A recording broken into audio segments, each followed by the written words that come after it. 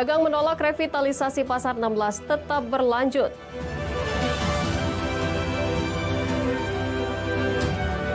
Warga Sebubus tuntut 5 warganya dibebaskan.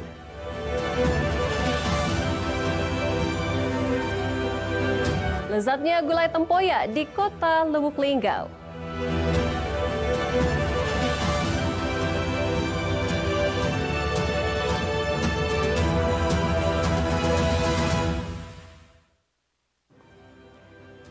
Assalamualaikum warahmatullahi wabarakatuh. Selamat malam pemirsa. Kembali Anju Sumsel hadir menjumpai Anda hari ini Selasa 3 September 2024.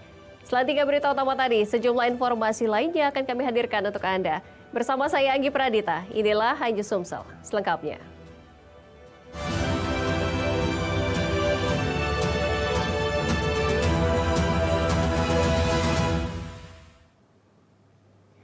Kita awali informasi pertama, pemirsa. Kondisi memprihatinkan dari Pasar 16 Ilir, Perumda Pasar Palembang Jaya bersama PT Bima Citra Realty selaku pihak pengelola melakukan revitalisasi menjadi plaza modern. Sempat terjadi penolakan dari pedagang, akan tetapi surat hak milik Satuan Rumah Susun milik pedagang telah kadaluarsa sejak 2 Januari 2016.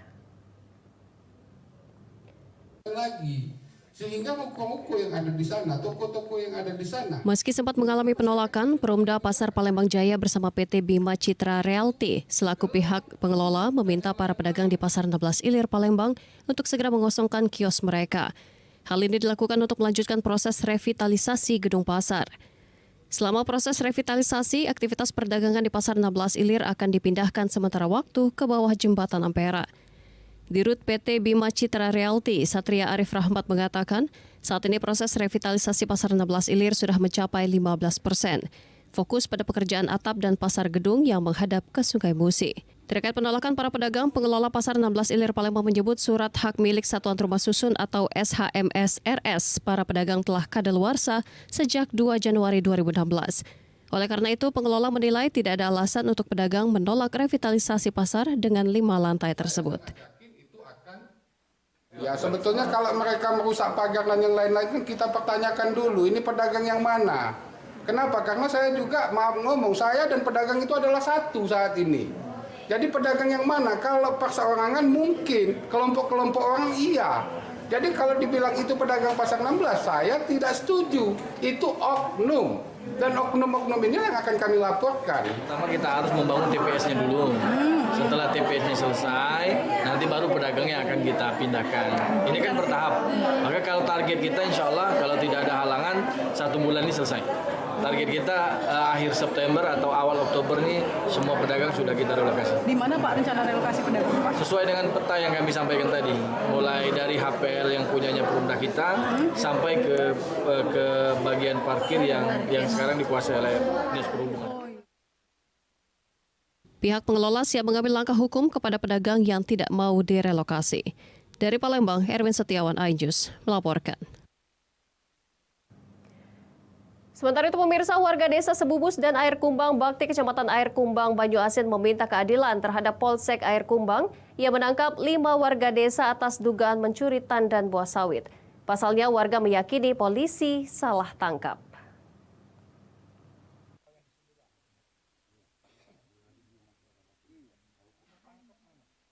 Terduga Basir, Awi, Angkut, Mualim, dan Saat sebagai tenaga kontrak diyakini warga korban salah tangkap oleh anggota Polsek dari dugaan mencuri tandan buah sawit atau TBS.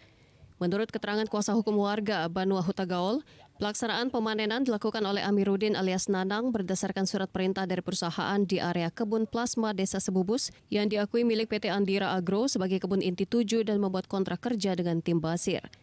Tim Basir sebagai tenaga kerja kontrak sesuai kesepakatan memanen dan memuat buah sawit untuk dikirim ke pabrik.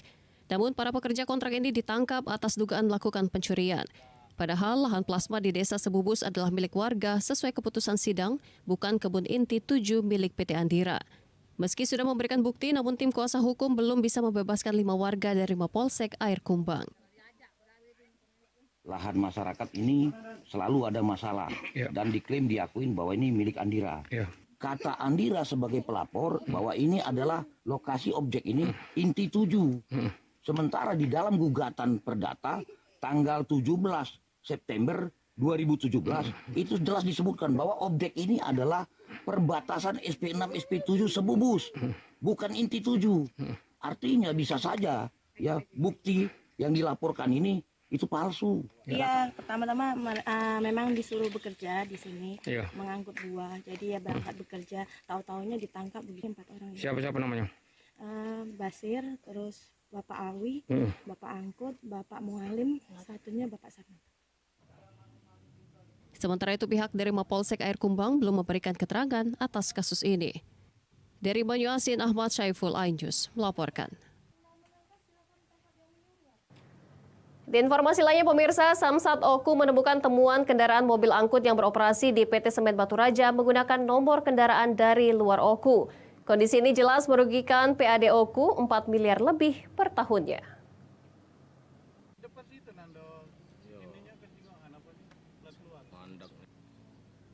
Sungguh sangat disayangkan, ternyata banyak kendaraan yang beroperasi di PT Semen Batu Raja tidak taat pajak dan bernomor polisi di luar Kabupaten Oku, serta tidak bea balik nama kendaraan bermotor BBNKB.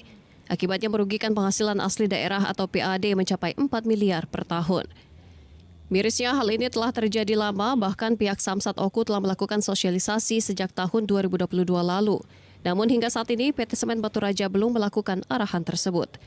Kepala Kantor Sistem Administrasi Manunggal Satu Atap atau Samsat Ogan Komri Ulu, Humaniora Basili Basmark, menyebutkan berdasarkan Undang-Undang Terbaru Nomor 1 Tahun 2022 tentang hubungan keuangan pemerintah pusat dan daerah serta Undang-Undang 2 Tahun 2009 tentang angkutan jalan lalu lintas, setiap kendaraan wajib untuk bernomor polisi daerah di mana mereka melakukan operasional seperti kendaraan angkut baik fuso, truk, dan lainnya. Ratusan ya kendaraan PT Semen ini angkutannya yang belum berplat Kabupaten Oku. Kami harapkan di kegiatan ini untuk dapat dimutasikan ke pemerintah Kabupaten Oku. Karena tahun depan pemberlakuan Undang-Undang HKPD itu di mana absen PKB-nya, hari itu juga ketika membayar pajak maka hari itu juga langsung di-split atau dibagi kepada pemerintah Kabupaten Oku. Jadi Sejauh ini di perusahaan Semen Batu Raja terdapat ratusan kendaraan jenis fuso atau truk yang tidak mematuhi aturan yang ada. Jika dikalkulasikan per tahunnya, merugikan PAD mencapai 4 miliar lebih. Dari Ogan Komri Ulu, Widori Agustino, iNews melaporkan. Latihan penerjun Super Garuda Shield 2024. Informasinya akan kami hadirkan seusai jeda. Tetaplah bersama kami.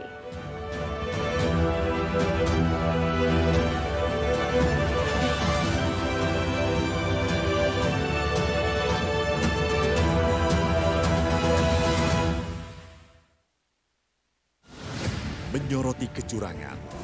Di bawah ini terdapat pabrik narkoba. Terlihat bahwa sudah betul-betul didesain. Menyuarakan keadilan. Dipukulin, disiksa, diinjak-injak, disetrum. Laporan mendalam dan eksklusif. Dan menghembuskan napas terakhirnya di sini. Cuma abah si pasrah aja. AB Plus setiap Senin pukul 8 malam di iNews.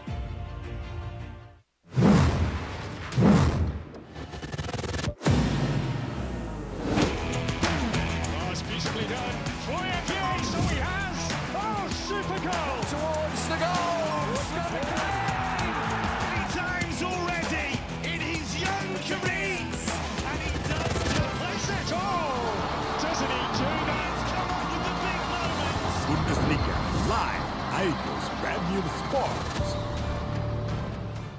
Mengupas makna dan tafsir Al-Quran bersama ulama terkemuka tanah air.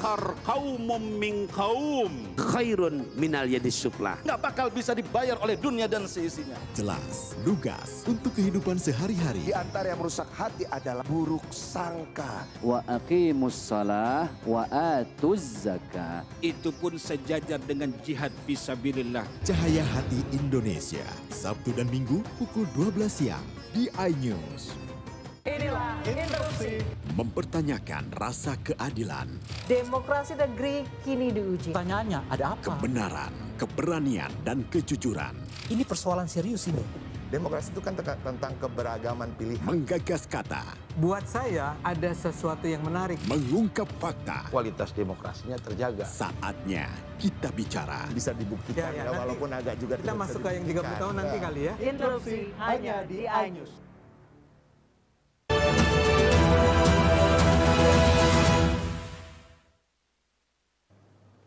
Anda masih bersama kami dalam iNews Sumsel. Pemirsa, Panglima TNI Jenderal TNI Agus Subianto meninjau langsung penerjun gabungan tahunan Super Garuda Shield atau SGS 2024 di Pusat Latihan Tempur Batu Raja, Ogan Komering Ulu. Latihan gabungan tersebut diikuti oleh 16 negara.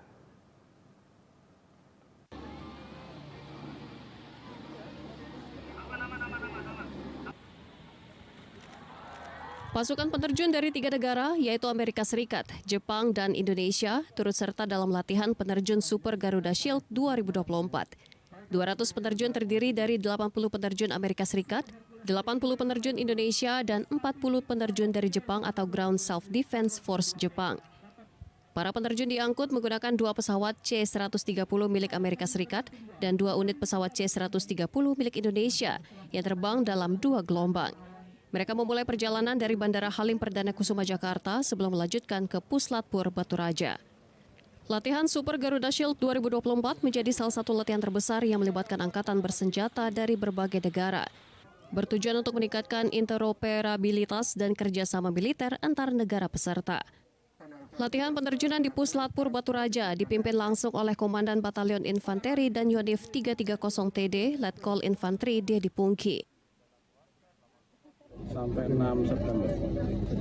Pak, yang ikut latihan kan 16 negara, Pak. Kenapa penerjun ini ikut hanya 3 negara, Pak? Mungkin bisa menjelaskan. Jadi latihannya kan secara parsial ada di kalau pasukan lindungnya terjunnya di sini di Batu Raja. Kemudian ada satuan daratnya di Asim Bagus. Kemudian untuk angkatan lautnya di Bandungan dengan di Dermaga Ujung Surabaya.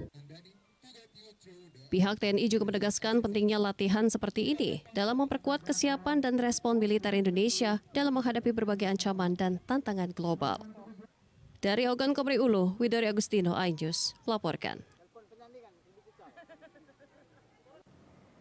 Pemirsa, pasangan bakal calon Bupati dan Wakil Bupati Kabupaten Oku Timur, Ferry Herli, mendaftarkan diri di KPU Kabupaten Oku Timur guna mengikuti pilkada. Kedatangan paslon tersebut ke kantor KPU Oku Timur mendapatkan kawalan dari ribuan pendukungnya.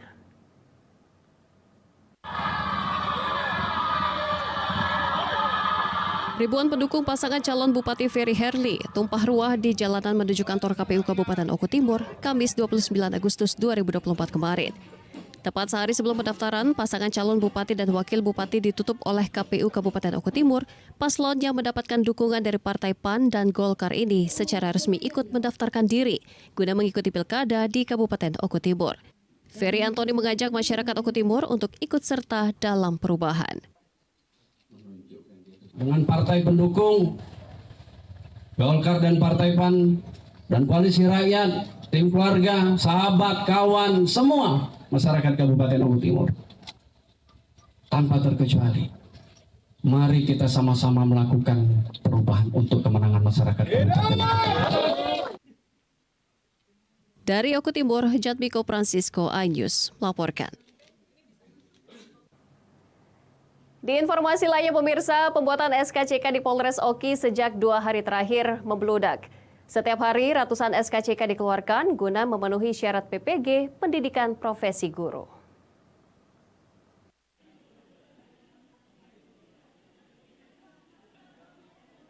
Ratusan warga membludak di ruang SPKT Polres Oki guna membuat SKCK. Membludaknya pembuatan SKCK ini terjadi lantaran guna memenuhi persyaratan pendidikan profesi guru atau PPG. Dalam sehari, Polres Oki sedikitnya mengeluarkan 300 hingga 400 berkas SKCK. Penambahan personil pun dilakukan guna memberikan pelayanan maksimal dengan jam kerja dibuka mulai pukul 7 pagi hingga pukul 17 sore. Bahkan tak jarang petugas harus ekstra lembur hingga malam hari demi menyelesaikan berkas permohonan SKCK ini. Pembuatan SKCK tersebut bisa selesai dalam sehari. Bisa ditunggu oleh pemohon, namun ada juga pemohon yang memilih meninggalkan berkas dan keesokan harinya kembali lagi untuk pengambilan berkas yang sudah diproses.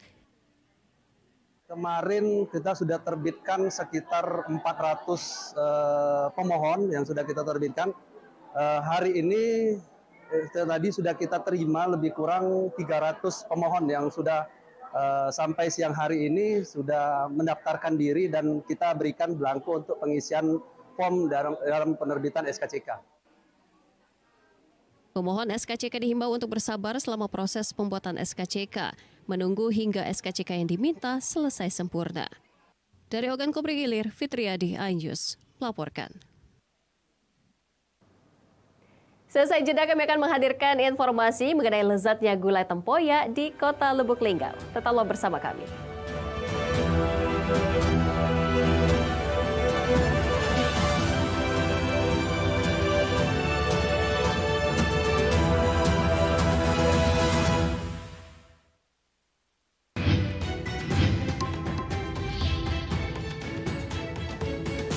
Kawal Pilkada 2024, Senin sampai Jumat pukul 12:30 siang, live di iNews.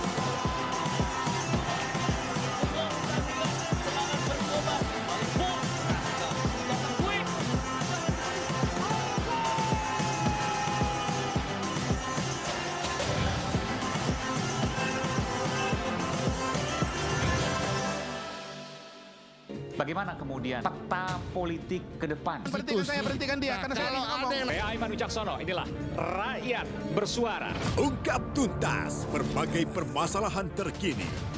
Tidak boleh ada kotak kosong. Tidak ada masalah. Itu menurut saya hal yang biasa. Ya dimunculkan lagi orang-orang yang bermutu.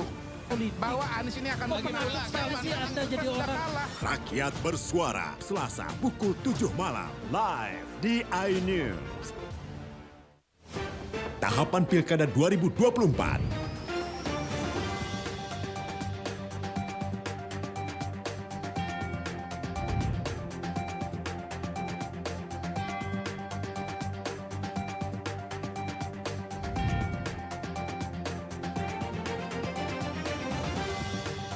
Ikuti informasi terkini seputar Pilkada di semua program berita iNews.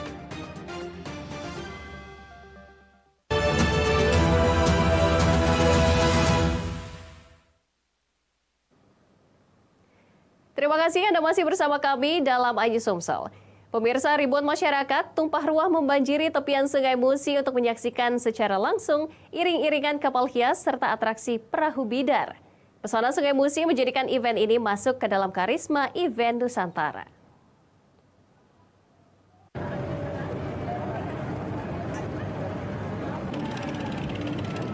Iring-iringan kapal hias serta atraksi bidar merupakan tradisi warga Kota Palembang.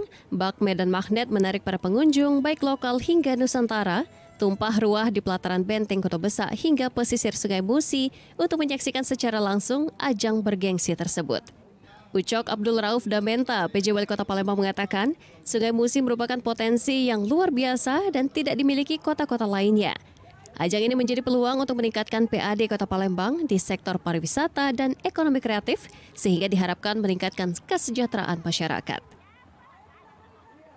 Ini adalah untuk menumbuh kembangkan pariwisata kita dan juga UMKM kita ya dan aircraft kita.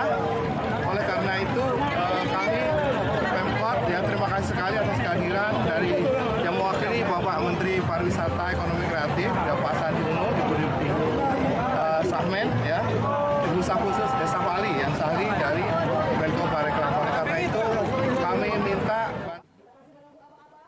Raden Kurleni Ukar, staf ahli Menparekraf bidang reformasi birokrasi dan regulasi yang hadir untuk menyaksikan secara langsung serta membuka kegiatan tersebut dibuat takjub dengan tradisi yang dimiliki warga Kota Palembang. Merupakan atraksi yang bisa menarik wisatawan baik wisatawan Nusantara maupun mancanegara karena berakar dari tradisi yang sudah budaya di sini. Jadi kami dengan memasukkan ini ke Karisma Event Nusantara, saya harapkan Festival Perahu Bidar ini bisa lebih dikenal oleh masyarakat di luar dari Palembang. Karena saya di Kemenparekraf sendiri rasanya baru sekarang ini tahu ada festival sekeren ini begitu ya. Kota Palembang siap menyuguhkan event maupun wisata air lebih banyak lagi menuju Visit Musi 2024.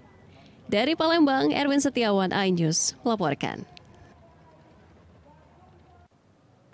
Ya, kita beralih ke informasi kuliner. Pemirsa, jalan-jalan ke Kota Lubuk Linggau, jangan lupa mencicipi kuliner khas legendaris, yakni gulai atau pindang tempoyak.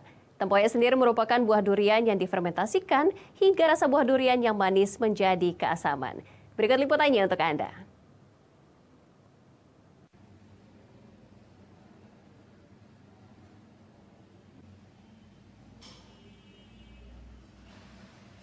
Ayo, siapa yang sedang berwisata ke Kota Lubuk Linggau? Jangan lupa ya mencicipi makanan legendarisnya yang terkenal hingga penjuru desa. Namanya pindang tempoyak. Tempoyak merupakan buah durian yang difermentasikan, lalu dimasak dengan bumbu rempah dan ditambah ikan sungai. Wah, rasanya sangat segar, ada pedas, asam, dan manis, tentu sangat menggugah selera makan Anda. Cara membuat gulai tempoyak berbeda dengan pindang biasa dengan tambahan cabai giling, kunyit, dan serai. Lalu ditambah garam, gula, dan bumbu penyedap lainnya.